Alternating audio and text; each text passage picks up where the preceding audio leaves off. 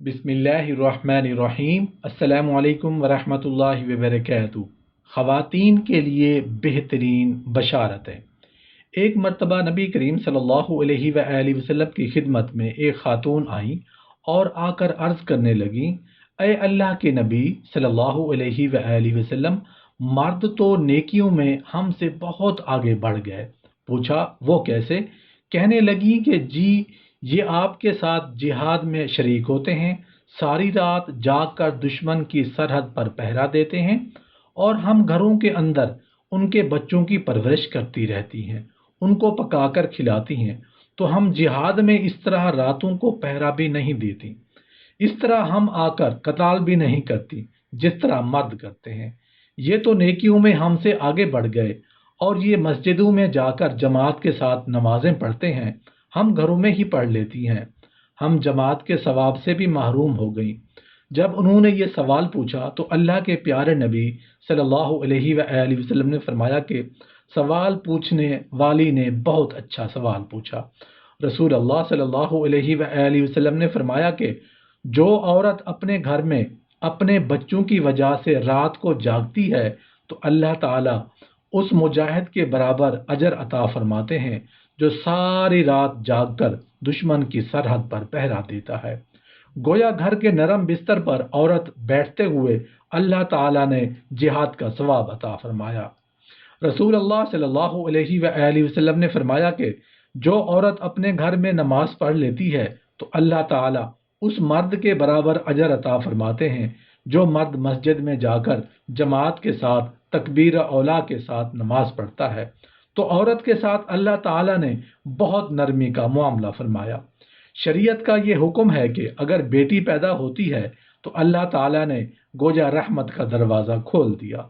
अगर दो बेटियां हो गईं तो बाप के लिए ये रहमत बन गई कि उनका बाप जन्नत में अल्लाह के प्यारे नबी करीम सल्लल्लाहु अलैहि वसल्लम के इतना करीब होगा जैसे हाथ की दो उंगलियां एक दूसरे के करीब होती हैं। यह हदीस पाक का एक मफहूम है। हदीस पाक का मफहूम है कि जब कोई औरत कंवारी मर जाती है, अभी शादी नहीं हुई होती, फौत हो गई, तो ये जब कयामत के दिन खड़ी की जाएगी तो अल्लाह ताला उसको शुहदा की कतार में खड़ा करेंगे। इसलिए कि ये कंवारी थी, माँ बाप के घर में रही, उसने अपनी इज्जत और अफ़्फ़त की हिफाजत की, अभी उसने खावंद का घर नहीं देखा, वो ऐश व आराम नहीं देखे जो खावंद के साथ मिलकर इंसान को नसीब होते हैं। क्योंकि ये महरूम रही, इस वजह से अल्लाह ताला ने उस पर मेहरबानी कर दी कि ये अगर कंवारेपन में फौत हो जाएगी तो उसको शहीद आखरत का दर्जा दिया जाएगा। दुनिया में तो शहीद नहीं कहेंगे, मगर क़यामत के दिन अल्लाह ताला शहीदों की कतार में उसको खड़ा कर देंगे। जब बच्ची की शादी हो जाती है और अब ये अपने खावंद की फर्माबरदारी करती है और साथ ही अल्लाह ताला की इबादत भी करती है, तो फुकहा ने मसला लिखा है कि कंवारी औरत एक नमाज पढ़ेगी तो एक नमाज का सवाब मिलेगा, शादीशुदा होने के बाद नमाज पढ़ेगी तो 21 नमाजों का सवाब मिलेगा। किस लिए? अब इस पर दो खिदमतें ज़रूरी हो गई, एक खावंद की खिदमत और दूसरी अल्लाह ताला की इबादत। तो दो बोझ पड़ गए। जब खावंद की खिदमत करते हुए अल्लाह की इबादत करेगी तो अल्लाह ताला उसके अजर सवाब को बढ़ा देते हैं। देखा, नमाज एक पढ़ी, 21 नमाजों का सवाब पा गई। अल्लाह ताला ने यूं उसके साथ नरमी और मेहरबानी फरमा दी। अज़दवाजी ज़िंदगी में अल्लाह ताला ने कुरान पाक में मर्दों को सिफारिश की है कि औरतों के बारे में फरमाया, वाशिरूहुन्ना बिल मारूफ, तुमने उन औरतों के साथ अच्छे तरीके से ज़िंदगी गुजारनी है। देखिए, आज किसी की सिफारिश उसकी बहन करती है, किसी की सिफारिश उसकी माँ करती है, किसी की सिफारिश उसकी खाला करती है, किसी की सिफारिश उसकी फूफी करती है, अजीज़ व अकारिब करते हैं। लेकिन औरतों की सिफारिश अल्लाह रब्बुल इज़्ज़त ने अपने कुरान पाक में फरमा रहे हैं, वाशिरूहुन्ना बिल मारूफ, ऐ मर्दो, तुमने औरतों के साथ अच्छे अखलाक और अच्छे अंदाज के साथ ज़िंदगी बसर करनी है। औरत अपने खामन के साथ अच्छे अंदाज में ज़िंदगी बसर कर रही है, उसके बाद उस औरत को उम्मीद लग गई, यानी ये हामला हो गई, तो हदीस पाक का मफहूम है कि जिस लम्हे उसको हमल हुआ उस लम्हे अल्लाह ताला उस औरत के पिछले गुनाहों को माफ़ फरमा देते हैं। किस लिए? इसलिए कि कुछ अरसा ये बिल्कुल बीमारी की हालत में गुजारेगी।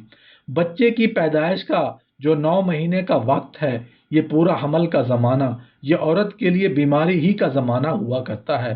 تو اللہ تعالیٰ نے یہ مہربانی فرما دی کہ جیسے ہی اس کے سر پر یہ بوجھ پڑا، اسی لمحے اللہ نے اس کی زندگی کے پچھلے گناہوں کو معاف کر دیا۔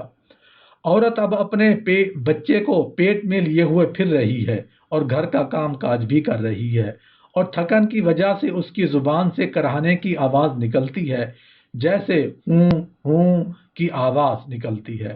تو حدیث میں آتا ہے کہ اس کی زبان سے تو ہوں ہوں کی آواز نکلے گی، لیکن اللہ پاک فرشتوں کو فرما دیتے ہیں کہ میری یہ بندی ایک بڑا بوجھ اپنے سر پر گویا اٹھائے ہوئے ہے، اور اس بوجھ سے وہ عہدہ برا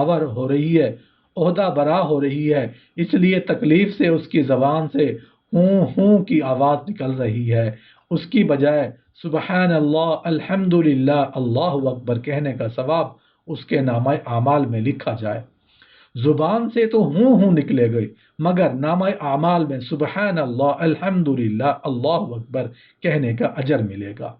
جب بچے کی پیدائش کا وقت قریب ہوا تو دردیں محسوس ہو رہی ہیں۔ وہ دردیں ایسے ہوتی ہیں کہ لگیں پھر ٹھہر گئیں، پھر لگیں پھر ٹھہر گئیں۔ حدیث پاک میں آتا ہے کہ ہر دفعہ عورت کو درد محسوس ہوتی ہے، اللہ تعالیٰ اس کو ایک عربی نسل غلام آزاد کرنے کا ثواب عطا فرما دیتے ہیں۔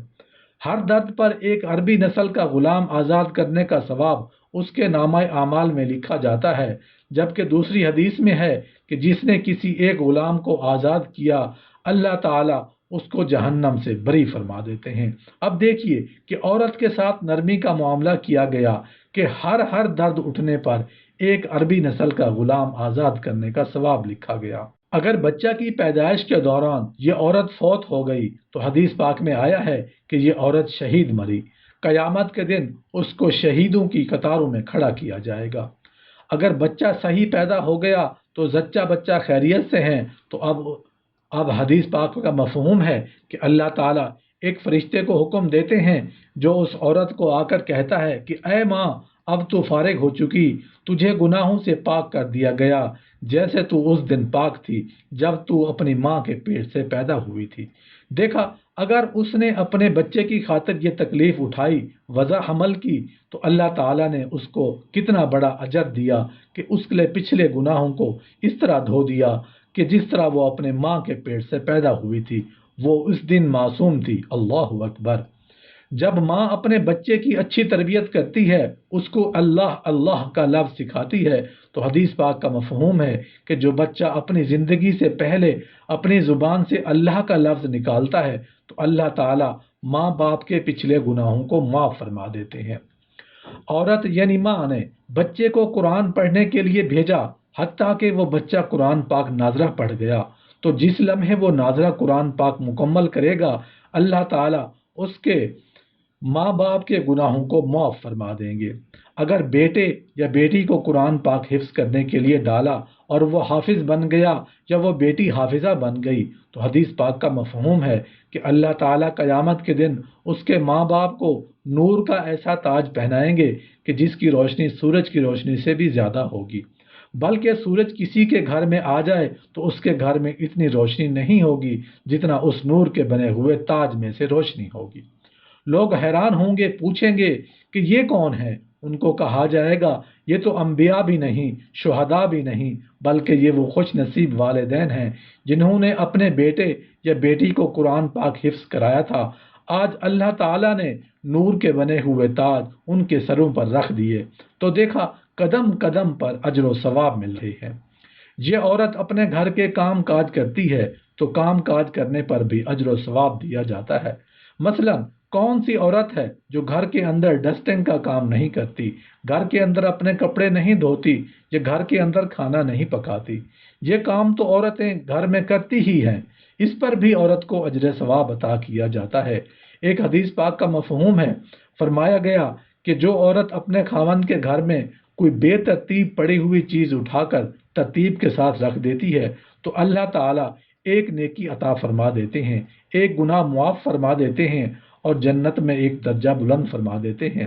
دیکھا، اب عورتیں روزانہ کتنی چیزوں کو گھر میں ترتیب سے رکھتی ہیں، کچن کی چیزوں کو ہی لے لیں تو میرا خیال ہے کہ کم و بیش 50 چیزوں کو ترتیب سے رکھتی ہی ہوں گی۔